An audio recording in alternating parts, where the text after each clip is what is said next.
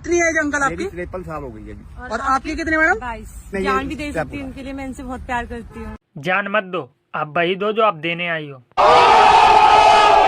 Sorry उनके लिए मैं इनसे बहुत प्यार करती हूँ। हम दोनों शादी कर लें, मेरी अपना अभी तक शादी नहीं हुई। मैं अपनी आत्मा को विराम चिन्ह लगवाओ अंकल, नहीं तो लड़कों की आत्माएं भटकने पर मजबूर हो जाएंगी।